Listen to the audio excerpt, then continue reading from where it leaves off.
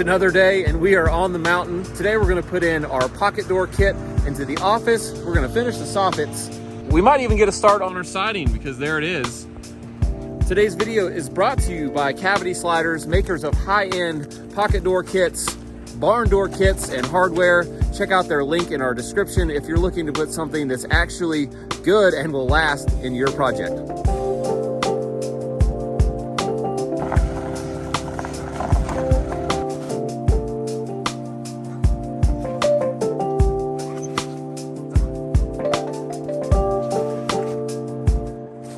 Okay, want to show it here. We did fix the hole. Arlo fixed it. I know people were probably wondering, did they really do it? Well, we just did. It took us a week. Maybe you are a fashion icon. I don't know.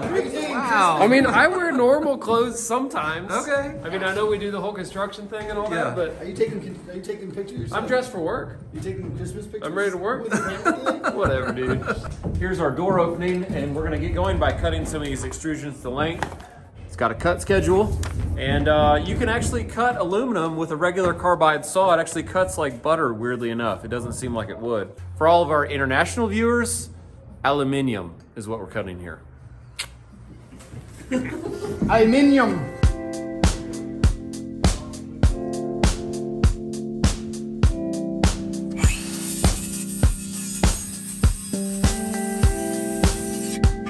We've got our pieces cut to length now. We're gonna assemble it using some hardware, some screws, and some muscles. That's your job, the muscles. Muscles.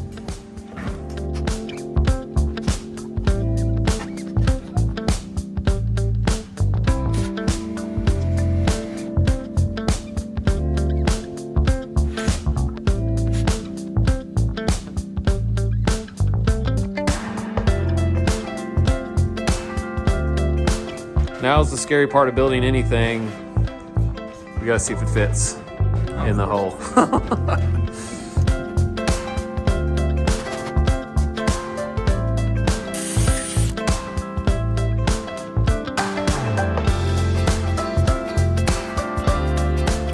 That wraps up our pocket door frame kit that's gonna be behind our sheetrock inside the wall. The door will slide in there and slide out. That's why they call it a pocket door. We'll also be using this, a soft stop, and that will help the door to have a nice soft close and soft open feature. That's available through Cavity Sliders as well. Hopefully we don't lose it before we do the trim out. We'll put it right there and tape it a bunch of times. Arlo's nailing the kicker strip, we call it. Kicks out the bottom row of siding to match the angle on the rest of the rows of siding. Using pressure treated rip strip, it works really well. That's about 5/16 of an inch thick. Yep. Jono's using our Senko 15 gauge nailer to put on these trim boards with 2.5 inch. These are 2 inch in the gun right now, but that's what's holding just our trim. We'll shoot up the siding with a real siding nail. Is that a designer mug too? Oh yeah. Yeah. Oh man. So save your pinky out there, guy. We're thinking he's gonna like pull his construction calculator. He needs a out new soon name. and start figuring it out. He's Hollywood right there. That was like striking Hollywood. pose right there. That should be. Don't you think he should have like a little white scarf around his neck and he can stand on his feet? No, he should have his tool belt on. Here's a look outside. They've got the corner boards going up, and check this out. Here's what we do. I've got a 4.5 inch piece there and a 5.5 inch piece there, because that's an inch thick. So this 4.5 plus the edge of the 5.5 is 5.5. So it looks the same width from both sides. So I don't know, maybe a lot of people do that, but that's one thing we do to make it, you know, look better. No amount of snow or ice is gonna stop Arlo from starting this siding. he's going for it. I didn't even know he's going for it. So they got the top of the first row chalk Actually, there. I need to get the framing nailer and shoot that. Oh, Yeah, this side, yeah. This side is shot. Side is shot. You see all those nails? That's shooting the sheathing layer to the plates. That one's good. But yeah, so we're gonna do, it's an 8-inch board, and we'll do a 7-inch reveal. That's the top of the first row. Nice, first piece of siding. There you go. This stuff is blind nailed, which means that the next row, it doesn't mean you're blind, actually. What it means is the next row of siding will cover all of the nails And that's why it's called blind nailing. You can't see it after you've installed the next row. So you can shoot it with a gun. And we'll check out the kicker strip, how that's working. Kicking it out to the same angle as if it had a piece underneath of it. From here, oh, there you go. Ray's already caulking it. This is actually a really good crew we have here. They just know what to do. You know what to do, which is invaluable. So from there, we will mark up 7-inch increments, snap lines, and that'll give us the top of each row of siding going up from there.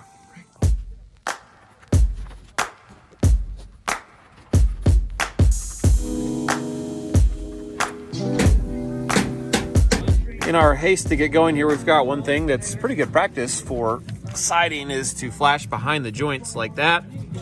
And that way if the caulk joint there fails, water will hit that, run out on top of the next piece, and it's just shy of hanging down is where we put them.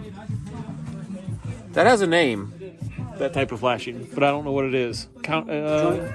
Joint flashing? I don't know.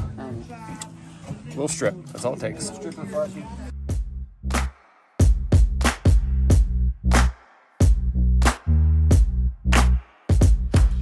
I'm up here at one of the bird box corners here, and I want to give you a brief explanation about how I kind of put this thing together. It's kind of neat actually, but let's take a look at it.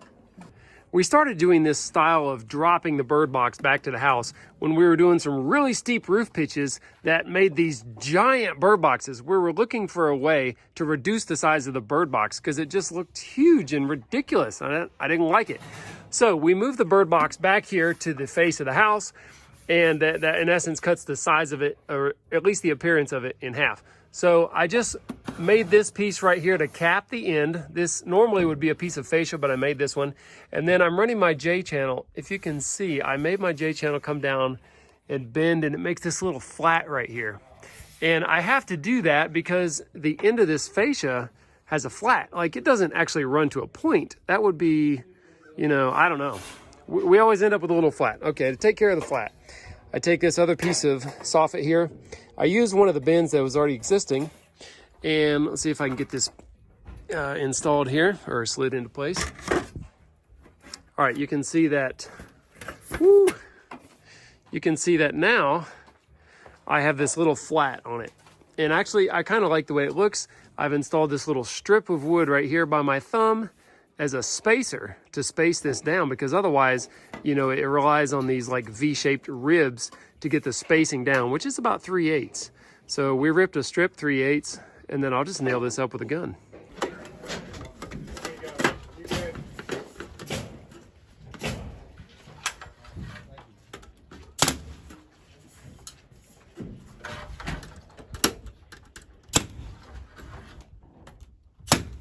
Here's some of the little tricky bits. I have this piece of fascia nailed up. I just let it run long, run wild. I made a cut in the bottom edge here so I can fold it. And then I removed this little turned up part 1 inch wide because it's going to fold in, and it would hit this part and it would be in the way. So I just bend it out and cut that little piece out. And now I can fold that around, no problem.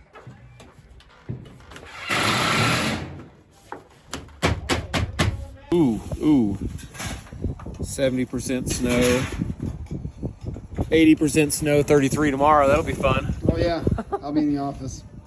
23 on Saturday, snow. Wow, what are you gonna do? Going downhill. I think you know what I'm gonna do. You can't work in the snow, but you know what you can do in the snow. Mow your grass. Yeah.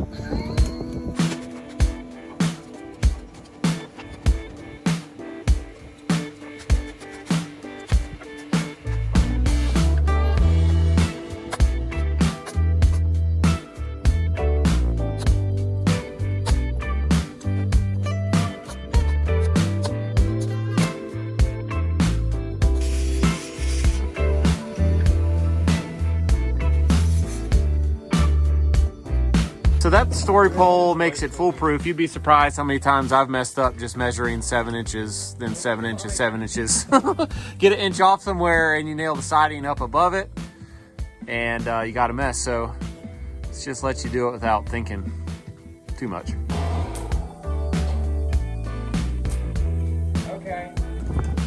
found it. Man, if I was to take a stopwatch with me to work one day and just time how many minutes per day I'm looking for something that I can't find, it'd be a lot of minutes, I'll bet. Here's something else pretty interesting here. This comes with these little clips, I guess you call them. Yeah. And they go into this slot, like so. Okay, now what does that do? Let me tell you. Arlo knows. We take a trim or the jam piece, cut a little dado in it, and this thickness, and then just press it on there, and it'll stay. No nailing, no anything. Yeah. Now it does recommend a little bit of adhesive, maybe, but yeah, you don't have to try to nail your little jam boards through metal, which is nice. Yeah. And actually, that would be impossible anyway. You could probably use some little trim screws, you know. You could, maybe some self-tappers, but you don't need to. Yeah. So that's pretty nice. You just put a bunch of those, nail all up and down, clip your trim in. So I like that. Arlo and the guys are getting all this trim inside because of the weather forecast. So it worked slick to not have the windows in. We got that whole wall snapped up, yeah. up to the. Yeah, I was going to mention that does save time if you can snap your lines for your siding through the window openings. Yeah, I like that. In fact, I think we shouldn't put the window on until we snap all the lines. Yeah, I love it. Moving along, what's been your favorite part so far of the build? Probably last Tuesday when we didn't work. Okay. All right. So hey, leave in the comments down below. What's been your favorite part of the build so far up to day 32? We've been out here 32 days now. I think day 11 was I'll my read favorite. them. See what you guys like. Give it the 100-mile-an-hour test. There you go. I think it's good. His Dodge runs on a cogwheel. You know what? That was the best Christmas present I got. A bag of peanuts. Who's gonna buy the next bag when it's all gone? I don't know. When they bring my hammer. I would buy another one. Dude, where do you get these bags? I got it for Christmas from Jennings Builder Supply. Is this like the contractor's bag? Or? Yeah, that's right. We don't have that at England. Yeah. Let's see how much it was. It was like 5 pounds. It really was 5 pounds of peanuts. We've eaten them all. Well, that's a wrap for today. We did finish the soffit, finally.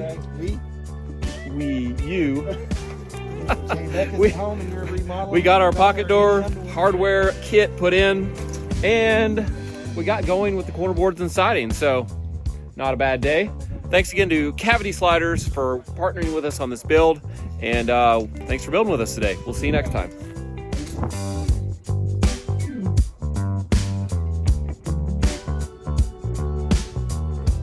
That's a good look. That there's a tool apron. Excuse me, server. Can I get some water?